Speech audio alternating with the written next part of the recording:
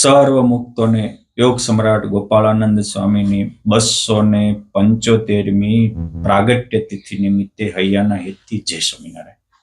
પાલા મુક્તો પહેલા ભાગમાં આપણે જોયું કે ગોપાળાનંદ સ્વામી જેવું ચિંતવે એવું થતું, બોલે, બ્રહ્માંડો ડોલે, સંકલ્પ કરે, સૃષ્ટિ ફરે અને જે ચિંતવન કરે તે તત્કાળ સિદ્ધ થાય. કારણ તો એ ગોપાળાનંદ સ્વામીની વિશેષતા જણાવતા એ જ ગોપાળાનંદ સ્વામીની સાથે રહેનારા મહાન સંત બાલકૃષ્ણાનંદ સ્વામી એક દોહામાં લખે છે કે યસ્યાતિ પ્રેમ રજવા વ્યવધૂત ચરણા શ્રી હરિ ધર્મ પુત્રો યત્કિંચિત કાર્ય માત્રે ક્વચિદપી નૈયાત એવ યસ્માત પૃથક્ત્વમ ભૂમેર ગંધેન યદ્વત વૃષતનુ જનુષા તેન સંબંધમાપ્તમ ગોપાળાનંદ સંગમ મુનિવર મનગમ નૌમિ નિત્યમ શરણ્યમ. ગોપાળાનંદ સ્વામી કેવા છે તો કે જેમની પ્રગાઢ પ્રેમ રૂપી દોરીથી ધર્મ ભક્તિના પુત્ર સર્વાવતારી ભગવાન શ્રી સ્વામિનારાયણ સતત બંધાયેલા રહેતા હતા અને સ્વામી કોઈ પણ ક્રિયા કરે અરે એના આંતર બહિશ્ચ એટલે કે એના મનના વિચારો કે તનના કાર્ય આ બધામાં એ અખંડ પુરુષોત્તમ નારાયણની મૂર્તિ સાથે રમમાણ રહેતા હતા, રસબસ રહેતા હતા. એ દેહથી ખસેલા અને મૂર્તિમાં વસેલા સંત હતા અને એટલે જ જેમ અગ્નિ તેજ મૂકે નહીં, જળ રસ છોડે નહીં, પૃથ્વી ગંધ છોડે નહીં, એમ ભૂમેર ગંધેન યદ્વત વૃષતનુજા તેન સંબંધ માપ્તમ, જેમ જળને રસને સંબંધ છે, તેજને અગ્નિને સંબંધ છે, ભૂમિને ગંધને સંબંધ છે, એમ ગોપાળાનંદ સ્વામીને પુરુષોત્તમ નારાયણને એકાત્મતાનો સંબંધ હતો. અને એટલે જ એ નિર્દોષ મૂર્તિ ના દર્શન કરતા જ કરોડોના કલ્યાણ થઈ જતા હતા. અને એટલે જ એની માટે મોટા મોટા સંતોએ લખ્યું કે કેવા હતા તો કે આઠે અંગ સુયોગ સિદ્ધ કરીને ધ્યાને ધરે શ્રી હરિ આપેલા અદ્ભુત પ્રૌઢ પરચા શ્રીજી પ્રતાપે કરી આપેલી પદવી પ્રતિનિધિ તણી પોતે પ્રભુ એ વળી તે ગોપાળ મુનિન્દ્ર યોગી વરને પાયે પડું છોલળી. પુરુષોત્તમ નારાયણે જેને પ્રતિનિધિની પદવી આપી હતી, જે પુરુષોત્તમ નારાયણનું પ્રતિનિધિત્વ કરતા હતા. અને એટલે તો જ્યારે ગોપાળાનંદ સ્વામી વડોદરામાં આવ્યા અને કૃષ્ણશંકર શાસ્ત્રી પગમાં પડીને કહે છે કે સ્વામી ભૂલ થઈ ગઈ છે, ત્યારે સ્વામી કીધું કે જા, ગ્રહણ નહીં થાય. ગ્રહણ શા માટે અટક્યું? સ્વામી તો આ બેઠા હતા. ગ્રહણ થવું એ તો સૂર્યની પ્રક્રિયા છે અને આખી ગતિના નિયમો છે. પરંતુ પુરુષોત્તમ નારાયણ સાથે એકતા હોવાથી, જેમ કરોડો બ્રહ્માંડમાં પુરુષોત્તમ નારાયણની સત્તા હોવાથી સ્વામીની પણ ત્યાં સત્તા હતી. અને એટલે જ સ્વામીની ઈચ્છાથી કરોડો બ્રહ્માંડમાં જેમ પવનના લહેર કે પત્તા ફરે એમ બ્રહ્માંડની ક્રિયાઓ ફરતી હતી એ ત્યાં હતા. એટલે ત્યાં વ્યાપીને રહેલા હોવાથી એ ક્રિયાને બદલી શક્યા હતા. અને એટલે તો ગોપાળાનંદ સ્વામી વડોદરામાં હોય અને શ્રાવણી પૂનમ બળેવનું પર્વ આવે, રામચંદ્ર વૈદ્ય કે મારે બ્રાહ્મણોને જનક બદલાવાનો ઉત્સવ કરાવવો છે અને સરસિયા તળાવને કાંઠે 700 જેટલા બ્રહ્મદેવો ભેગા થાય. ગુરુદેવ ગોપાળાનંદ સ્વામીને પણ આમંત્રણ આપે, બધા માટે ત્યાં સરસ મજાની રસોઈ પકવાનવા તૈયાર થતા હોય. એક બાજુ બ્રહ્મદેવો બધા બેસી અને બધી જનોઈ બદલવાની વિધિઓ કરતા હોય. એમાં ગોપાળાનંદ સ્વામી સ્વામિનારાયણ સ્વામિનારાયણ સ્વામિનારાયણ સ્વામિનારાયણ આવી રીતે ધૂન કરતા જાય. અને સ્વામીને જોતા જ અમુક તેજોદ્વેષી બ્રાહ્મણોના હૈયામાં ઈર્ષાની જ્વાળા ફૂટે. રામચંદ્રને કહે છે કે કા ગોપાળાનંદ નહીં અને કા અમે નહીં. ત્યારે રામચંદ્ર સ્વામીના પગ પકડીને કે સ્વામી શું કરવું? સ્વામી કે શાંતિ રાખો, જેને જ્યાં જવું હોય ત્યાં જવા દો, પરંતુ તમારે કોઈ કરવાનું નથી. આમના ક્રિયાના કરતલ પુરુષોત્તમ નારાયણ છે.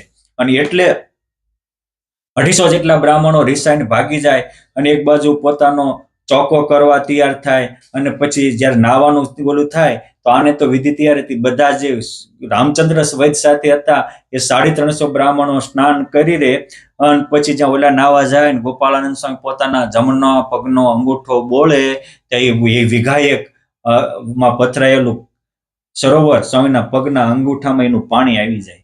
પછી તો બ્રાહ્મણો બીજું એક વાયડાઓ સરોવર હતું ત્યાં જાય, ત્યારે ગોપાળાનંદ સ્વામી કે વૈદ્યરાજ, આ મને તો સ્નાન કર્યું પણ મારી લાકડી સ્નાન કરવાની બાકી. અરે સ્વામી, લાકડીને સ્નાન કરાવવાનું ક્યારેક ક્યારેક એની પણ જરૂર પડે, જાઓ તમે ઘોડી લઈ. ઓલા બ્રાહ્મણો પગે એ પેલા મારી લાકડીને ત્યાં જળનામાં બોળજો.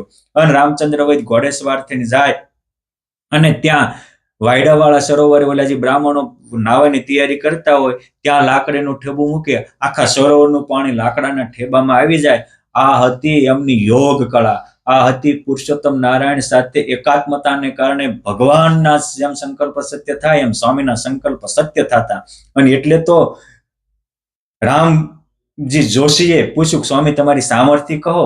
ત્યારે ગોપાળાનંદ સ્વામી બોલ્યા કે અમે શું સામર્થ્ય દેખાડીએ, સામર્થ્યના ધણી તો સ્વામિનારાયણ ભગવાન છે, પરંતુ જે અમે કરીએ એ કરોડો બ્રહ્માંડમાં કોઈ ઉથાપી ન શકે. જેમ દીવામાં ફાનસ દેખાય એમ અમે પણ બધું દેખી શકીએ, અને અમે અક્ષરના ઘાટે જાણીએ ને પુરુષોત્તમના ઘાટે જાણીએ, અને અમે સંકલ્પ કરીએ તો વરસાદ વરસે ને સંકલ્પ કરીએ તો અખૂટ અન્ન થાય. સંકલ્પ કરે ત્યારે આમ થાય એવું ઐશ્વર્ય ઘણું કહેવાય, તે મહારાજને પ્રતાપે થાય એમ જાણે સ્વામી સુખદાય. આ મહાપુરુષ દાસજી સ્વામીના પુરુષોત્તમ નિરૂપણના 19મા અધ્યાયમાં વાત આવે છે. અખંડ જ્ઞાન સ્વામીનું એવું, કોઈ દી માયા ન દાબે તેવું, તોય ગરીબ થઈને તે ફરે એવું આશ્ચર્ય ઐશ્વર્ય પ્રતાપ એને કાંઈ ન ગણે. આ એની પાછી સ્વામીની અતિશય અતિ મહાન વિશેષતા અને અલૌકિકતા હતી. ઓલું સુકાઈ ગયું પછી બધા બ્રાહ્મણો ગમે ત્યાં ખાબોચિયામાં ચોમાસાનો સમય હોવાથી સ્નાન કરીને પાછા આવ્યા. રસોઈ કરતા, રસોઈ ચડે નહીં. પછી એક બ્રાહ્મણોને મગજ ગયો એટલે હળગતામાં ફાસરો નાખ્યો, બધા આંધળા થઈ ગયા. ત્યારે કોકને બુદ્ધિ જાગી કે આ બધું આપણે આ મહાન સંતના અપરાધથી કરીએ છીએ. સ્વામીના પગ પકડ્યા. સ્વામી કહેલા, બ્રાહ્મણો આવું ન હોય, આ તમારી માટે જ રસોઈ છે. અને તુકના તેડા ન હોય. એ વખતે 700 માણસની રસોઈ હતી અને 70,000 જેટલા માણસો પહોંચી ગયા જોવા માટે. ગોપાળાનંદ સ્વામી કે પીરસવા માંડો. એ 700 માંથી 70,000 જેમાં તો પાણી અખૂટ, રસોઈ અખૂટ રહી. અને સ્વામી આમ સંકલ્પ કર્યા હતા, 2 સરોવર પાણીના ભરાઈ ગયા. આ તાકાત આત્માની પરમાત્મા સાથે સ્વામી એકતા કરી હતી એટલે હતી. અને આવી ભગવાન સાથે એકતા હોવાને કારણે સ્વામી શ્રી જે સંકલ્પ કરે તે પુરુષોત્તમ નારાયણ પૂર્ણ કરતા હતા. આપણે પણ આવા મહાન સંતના જન્મ નિમિત્તે પુરુષોત્તમ નારાયણનો આવો મહિમા સમજીએ. મુખ્ય ભગવાનનો મહિમા છે, ભગવાનને જ કરતા માનવા.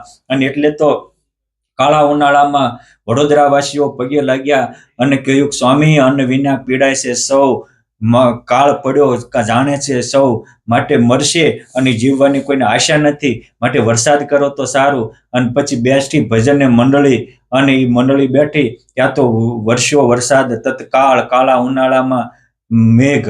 અને પછી બધા આવી લાગ્યા પાય, કહે ધન્ય તમે મુનિરાય. બોલ્યા, ગોપાળ સ્વામી તે પ્રત્યે જે થયું તે શ્રીજીની સામર્થ્ય, બીજા કોઈથી કાંઈ ન થાય. ઠાલા ભૂલ્યા ફોગટ ફૂલાય. એમ પરચા કેટલા કવ થયા, ગોપાળ સ્વામીને બહુ કહેતા લખતા ન આવે પાર, કહે નિષ્કુળ આનંદ નિર્ધાર. આ ગોપાળાનંદ સ્વામી આવા લાખ પરચાઓ થયા. એ આ ગોપાળાનંદ સ્વામીની જીવન ગાથા 3 ભાગમાં બધા જ પ્રસંગો, એમની સ્થિતિ, એમની અલૌકિકતાનું રહસ્ય લખ્યું છે. આપ પણ આનું વાંચન શ્રવણ કરજો. પણ આટલું સામર્થ્ય થાય તો પોતે અકર્તા રહે. જે અકર્તા રહેવું એ જ મોટી સાધુતા છે. અને આ સાધુતાને કારણે ભગવાન સ્વામિનારાયણ ગોપાળાનંદ સ્વામીને વશ વર્તતા હતા. અને એટલે તો ગોપાળાનંદ સ્વામીની યોગ કળાની આ પરાકાષ્ઠા હતી. ગોપાળાનંદ સ્વામીની બ્રાહ્મી સ્થિતિની પણ એ પરાકાષ્ઠા હતી. નંદ સંતોએ લખ્યું છે કે યોગી નામ અપી યોગીન્દ્ર સ્વયમી જીતમાનસ, ગુપ્તિ શક્તિ ધરો નિત્ય, ગોપાળાનંદ સંગનિક. ગોપાળાનંદ સ્વામી યોગીઓમાં પણ યોગ સમ્રાટ હતા. તમામ ઇન્દ્રિયો અંતઃકરણને જીતેલા હતા. અને તમામ આધ્યાત્મિક અને અલૌકિક શક્તિ ગુપ્ત રીતે એમાં કરોડો બ્રહ્માંડોને ઉપજાવે નાશ કરે એવી રહેલી હતી.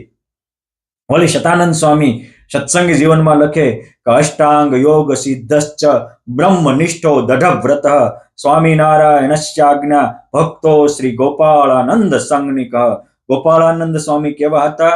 તો કે ભગવાન સ્વામિનારાયણના પરમ ભક્ત હતા અને એની ભગવાનની આજ્ઞાના ભક્ત હતા. આ બહુ સમજવા જેવું છે. આજે માણસો ભગવાનના ભગત થાય પણ આજ્ઞાને તો એક બાજુ મૂકીને ચાલતા હોય. માટે એ બ્રહ્મનિષ્ઠ દઢ વ્રતધારી અને અષ્ટાંગ યોગની સિદ્ધિને પામેલા નવામ યોગિનામ શ્રેષ્ઠમ ગોપાળાનંદ સંજ્ઞકમ માયાતીતમ મહાવીરમ ભક્તિ ધર્મ પ્રવર્તકમ. કરોડો બ્રહ્માંડમાં ધર્મ સહિત ભક્તિનું પ્રવર્તન કરનારા, માયાને જીતેલા, કરોડોને માયાથી પર કરનારા મહાવીર એટલે હજારોને બ્રહ્મચર્યનું પાલન કરાવનારા, સંકલ્પ કરે ને વિષય વિકારને વેરમાં કરી દેનારા અન આવા યોગીઓમાં પણ શ્રેષ્ઠ ગોપાળાનંદ સ્વામીને વંદન કરું છું. ગોપાળાનંદ સ્વામીની મહાનતા એવી હતી. ગોપાળાનંદ સ્વામી બ્રહ્મરૂપ એવા હતા, હજારોને બ્રહ્મરૂપ કરનારા હતા. અન સ્વામી નિર્ભય હતા, નિડર હતા. અન છતાંય કોઈ પણ સામે આવે તો એની ક્યારેક કઠોરતામાં પણ કરુણા હતી. સ્વામીના એક એક પ્રસંગો આપણા માટે અલૌકિક અને આનંદ થી ભરી દે એવા છે.